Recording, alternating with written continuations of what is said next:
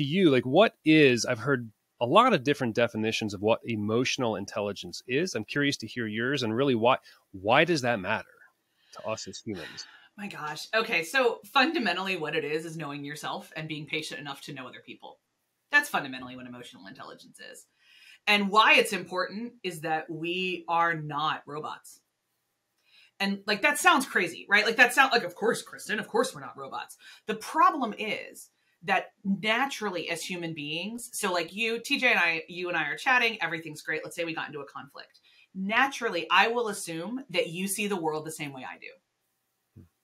So you say something that I take deep offense to, because when I say that thing, I mean this. And instead of pausing to say, now, does TJ really mean that? Is that really what he intended? Was that a slip of the tongue? What is these things? I just immediately go, oh, well, he must be an asshole, because when I say that, I'm being an asshole. So having emotional intelligence is moving past the knee-jerk reaction of seeing everybody in the world as another carbon copy of you. And having a developed mental muscle, because it's mental, having a developed mental muscle that automatically kicks in to remind you that you are not a mind reader and they are not you. Now, the discipline to get there is empathy. Okay. Emotional intelligence is the thing that like results, essentially.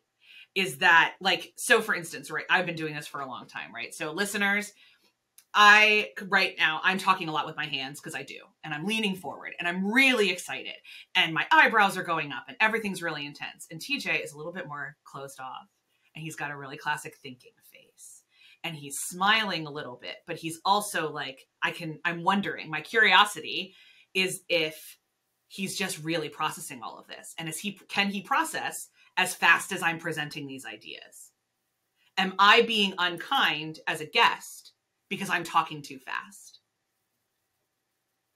So like, that's the kind of thing that I innately do now. Am I good at it all the time? Oh God, no. Are there people I cannot be emotionally intelligent with my father in a fight with him. Absolutely not. He pushes every single one of my buttons. He's been doing it for 39 years. Like that's that. But I was very blessed. I got married a little bit later than traditional. So I got married in my 30s, which means I had 10 to 15 years of this work under my belt, which means that my marriage got off to a much more honest start than had we gotten married in our early 20s. And I knew to kind of have some of these conversations. And we're a cross-cultural marriage. My husband is from Northern Ireland and grew up there. And I'm American, and have lived most of my American life in Philadelphia.